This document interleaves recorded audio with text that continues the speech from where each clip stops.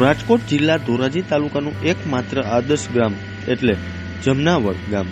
આ ગામમાં યુવા સરપંચે ગામની કાયા પલટી નાખી છે।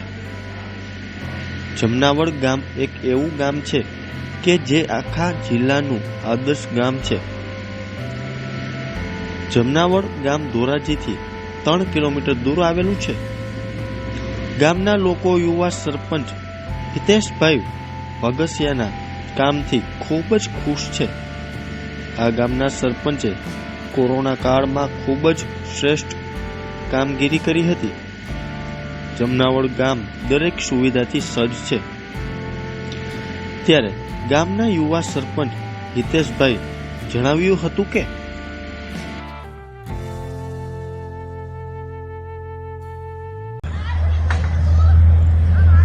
મારું નામ હિતેશભાઈ હરિભાઈ વાગમસિંહ। હું જમનાવડ ગામનો સરપંચ છું અને હાલમાં જ ધોરાજી તાલુકા ભાજપ પ્રમુખ બન્યો છું। મારું સરપંચ તરીકે 8 વર્ષ પૂર્ણ થયા છે। અમારા ગામની વિશેષતાઓ તમને કહીએ તો જમનાવડ ગામમાં એન્ટર થતાં જ પહેલાં સરસ મજાનો ગેટ બનાવેલો છે અને ગેટની બાજુમાં અમારા ગામનું આકર્ષણ એવું જમનાવડ ગામનો બગીચો કે જે ધોરાજી તાલુકામાં ગ્રામ્ય અને સિટીમાં ફર્સ્ટ નંબર ઉપર છે।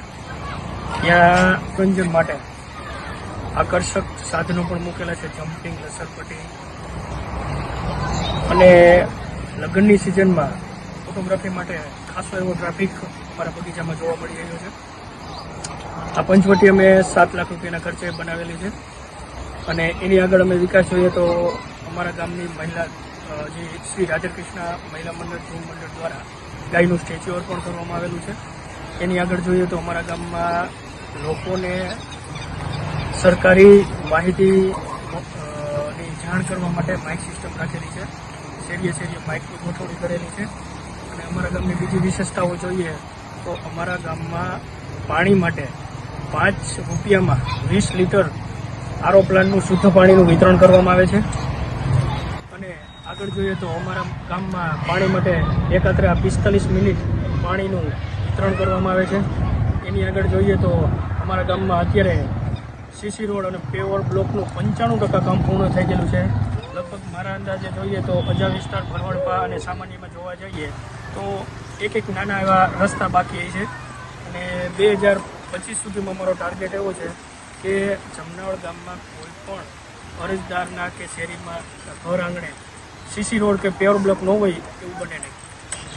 અને બીજી એક વિશેષતાઓ અમારા ગામની એવી છે કે રાજકોટ જિલ્લામાં નગરપાલિકા હોય કે ગ્રામ પંચાયત હોય તેમાં કોઈ પણ કર્મચારીને વીમાનું કવચ આપવામાં આવતું નથી। એક જમનાવડ એવી ગ્રામ પંચાયત છે કે જ્યાં સરપંચશ્રી દ્વારા બધા જ કર્મચારીઓને પાણી પુરવઠાના હોય, હેલ્પરના હોય, વીસી હોય, માળી હોય કે કચરાની રિક્ષા આપતા હોય એ બધાને સરપંચ પોતાના ખર્ચે ઇન્સ્યોરન્સ 5 લાખનો ઇન્સ્યોરન્સ આપે છે।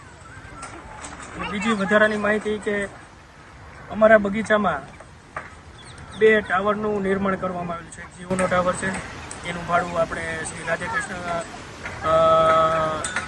ગૌશાળામાં જાય છે અને બીજો એક ટાવર છે એનું ભાડું જમનાવડ ગ્રામ પંચાયતના વિકાસના કામોમાં જાય છે।